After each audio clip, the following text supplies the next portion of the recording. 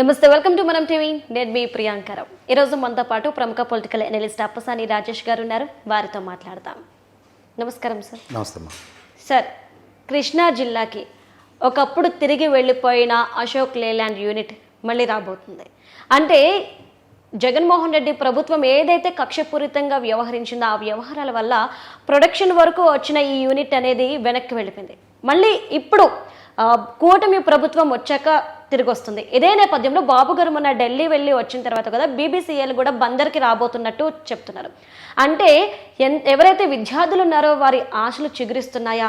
మన నుండి ఏపీ నుండి వెళ్ళిపోయిన ప్రతి ప్రాజెక్ట్ కూడా మళ్ళీ తిరిగి ఏపీకి రాబోతుందా? ఉద్యోగాల పంట పండబోతుందా? అసలేంటి ఏపీ సిచ్యువేషన్? ప్రజలు ఒక హై ఎక్స్పెక్టేషన్తో 2019లో జగన్మోహన్ రెడ్డి గారిని గెలిపించారు. అంటే భారీ అంచనాలతో. చంద్రబాబు నాయుడు గారి కన్నా యంగ్స్టరు, మోర్ ఎనర్జెటిక్, కేంద్రంతో పోరాడి ప్రత్యేక హోదా సాధన ద్వారా 13 జిల్లాలని 13 హైదరాబాద్లుగా అభివృద్ధి చేస్తాడు. ఆ విధంగా వాగ్దానాలు చేశారు ఆయన చెప్పిన ప్రతి మాటని టేక్ ఇట్ గ్రాంటెడ్గా ప్రజలు నమ్మి ఆయనకు అధికారం కట్టబెట్టారు.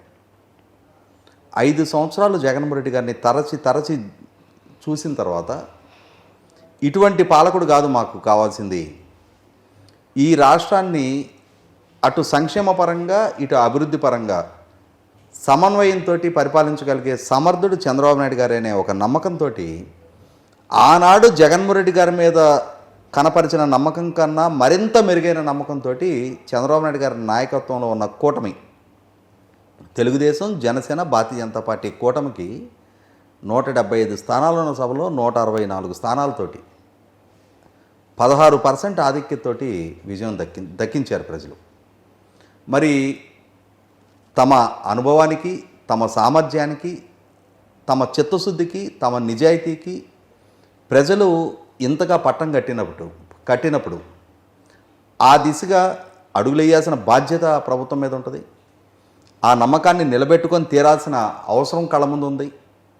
ఒక విధ్వంసానికి గురైన రాష్ట్రం, పారిశ్రామిక పెట్టుబడులు లేవు, రాష్ట్ర రాజధాని లేదు, రోడ్ ఇన్ఫ్రాస్ట్రక్చర్ అధ్వానంగా తయారై ఉంది. ఇటువంటి పరిస్థితుల్లో ప్రజలకు ఒక అద్భుతమైన భవిష్యత్తు కల్పించాలి. అదే సందర్భంలో కొనారిల్లుతున్న ఆర్థిక వ్యవస్థని చక్కదిద్దాలి. రాష్ట్రానికి రాజధాని నిర్మాణం, ఇరిగేషన్ ప్రాజెక్టు లాంటి ఇన్ఫ్రాస్ట్రక్చర్ ప్రాజెక్టుల నిర్మాణం పూర్తి చేయాలి. ఒక గురుతర బాధ్యతతోటి నెల రోజుల క్రితం పాలన మొదలుపెట్టిన ఎన్డీఏ కూటమి ప్రభుత్వ పాలన ఈ నెల రోజుల్లో సాధించిన విజయాల పరంగా చూసుకుంటే,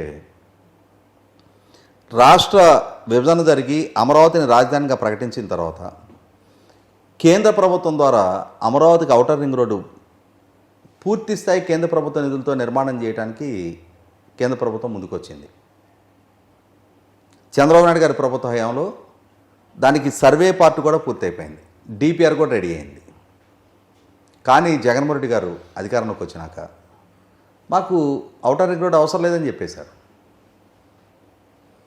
అదే సందర్భంలో ప్రస్తుతం విజయవాడ వెస్ట్ బైపాస్ పూర్తయింది.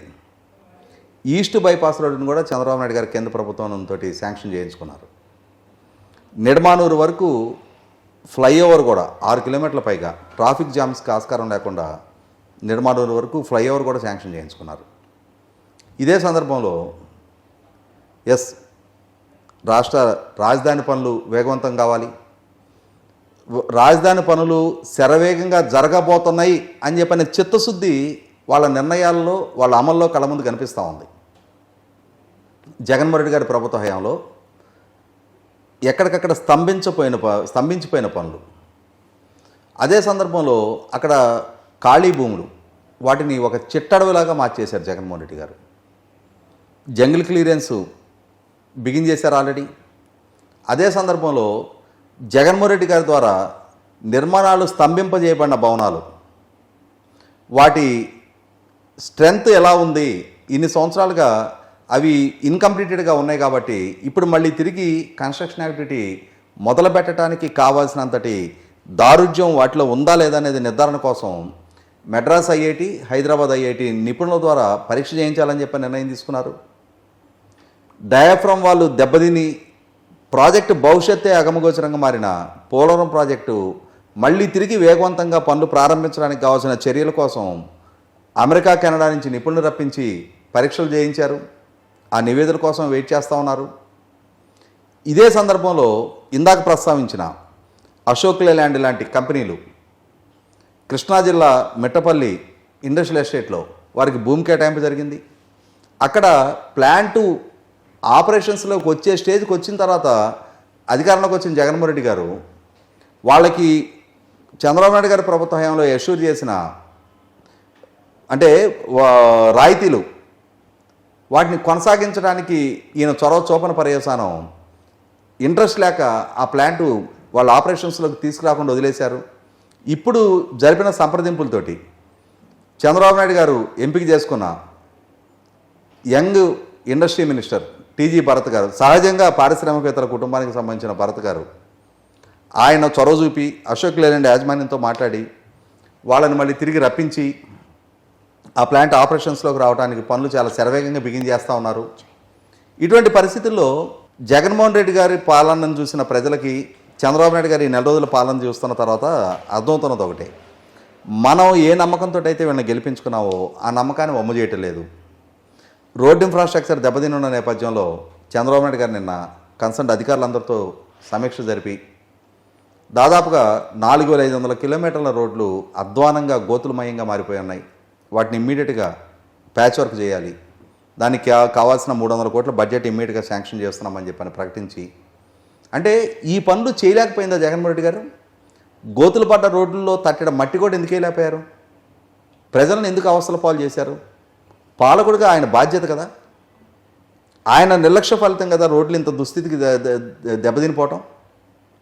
అదే సందర్భంలో ఇవాళ ఇంకో పాయింట్ ఏదో, అమరావతి ప్రాంతంలో 2019 ఎన్నికలకు ముందు ఎక్స్ఎల్ఆర్ఐ అంటే ఇక్కడ ఎక్స్ఎల్ఆర్ఐ గురించి అసలు ప్రజలకు వివరించి చెప్పాల్సిన అవసరం కూడా ఉంది. జేవియర్స్ లేబర్ రీసెర్చ్ ఇన్స్టిట్యూట్ జంషెడ్పూర్లో ఉంది. One of the best management schools in India. మనం మేనేజ్మెంట్ స్కూల్స్ గురించి ప్రస్తావించుకుంటే ఇండియన్ ఇన్స్టిట్యూట్ ఆఫ్ మేనేజ్మెంట్ గురించి మాట్లాడుకుంటాం. ఇండియన్ ఇన్స్టిట్యూట్ ఆఫ్ మేనేజ్మెంట్లో కూడా ఐఐఎమ్స్లో కూడా టాప్ 4 ర్యాంక్డ్ స్కూల్స్ ఉన్నాయి.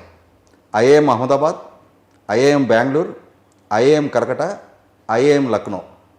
వీటిని ఏబిసిఎల్ అంటారు, టాప్ 4 ఐఐఎమ్స్ ఇన్ ఇండియా. వాటితో పాటు సమాన స్థాయి కలిగిన బిజినెస్ స్కూలు జంషెడ్పూర్లో ఉన్న ఎక్స్ఎల్ఆర్ఐ. 75 సంవత్సరాల చరిత్ర కలిగిన క్యాంపస్ అది. వాళ్ళు జంషెడ్పూర్ తర్వాత ఇంకొక వాళ్ళ క్యాంపస్ ఆంధ్రప్రదేశ్ రాష్ట్రంలో అమరావతిలో ఎస్టాబ్లిష్ చేయడానికి ముందుకొచ్చి చంద్రబాబు నాయుడు గారితో సంప్రదింపులు జరిపితే ఆ రోజున ఆయన వారికి 50 ఎకరాల భూమి కేటాయింపు చేసి 5000 మంది స్టూడెంట్స్ని అకామిడేట్ చేసుకునే విధంగా వాళ్ళు భవనాల నిర్మాణం కోసం శంకుస్థాపన చేశారు. అటువంటి దాన్ని, అంత ప్రెస్టీజియస్ ఇన్స్టిట్యూట్ ఆంధ్రప్రదేశ్కి వచ్చేదాన్ని జగన్మోహన్ రెడ్డి గారు కాలదన్నారు. అటువంటి సంస్థ మళ్ళీ ఇప్పుడు ప్రభుత్వం మారిన తర్వాత, మళ్ళీ చంద్రబాబు నాయుడు గారి ప్రభుత్వం సంప్రదింపులు జరిపిన తర్వాత వాళ్ళు మళ్ళీ వెనక్కి రావడానికి, పనులు ప్రారంభించడానికి సిద్ధపడతా ఉన్నారు.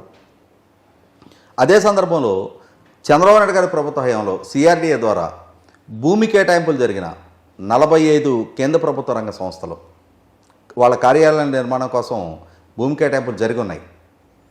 వారిని చంద్రబాబు నాయుడు గారు పిఎం గారితో జరిగిన సమావేశంలో వాటిని ఏర్పాటుకు చొరవ చూపమని చెప్పని పిఎం గారిని అభ్యర్థిస్తే ప్రధానమంత్రి కార్యాలయం ద్వారా ఆయా సంస్థల కార్యాలయాలన్నిటికీ మీరు ఇమ్మీడియట్గా మీ సంస్థలో ఏర్పాటు చేయండి అని చెప్పని ఆదేశాలు వెళ్ళటంతో వాళ్ళు ఇమ్మీడియట్గా సిఆర్డీఏని కాంటాక్ట్ చేయడం మొదలుపెట్టారు. అంటే ఇక్కడ మనకు అర్థమవుతున్నది ఒకటే, ఒక నెల రోజుల్లో ఒక ఆరోగ్యకర వాతావరణాన్ని సృష్టించారు.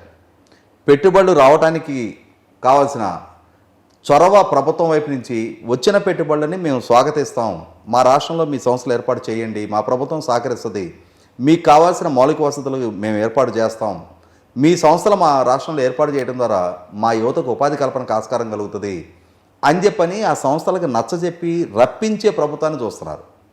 అన్నిటికన్నా ముఖ్యంగా మచిలీపట్నం దగ్గర బీపీసీఎల్ భారత పెట్రోలియం కార్పొరేషన్ లిమిటెడ్ ద్వారా 70,000 కోట్ల నుంచి 1,00,000 కోట్ల వరకు పెట్టుబడితోటి ఒక భారీ రిఫైనరీ ఏర్పాటుకి వాళ్ళు ముందుకొచ్చి ప్రభుత్వంతో సంప్రదింపులు జరుపుతూ ఉన్నారు. అంటే ఇవన్నీ ఒక్కొక్కటి ఈ సంవత్సరాలు గ్రౌండింగ్ అవడం ద్వారా రాష్ట్ర పారిశ్రామిక ముఖ చిత్రాన్ని మారుస్తారు. అదే సందర్భంలో యువతకి వలసలు లేని ఉపాధి కల్పన దిశగా అడుగులు పడతాయి.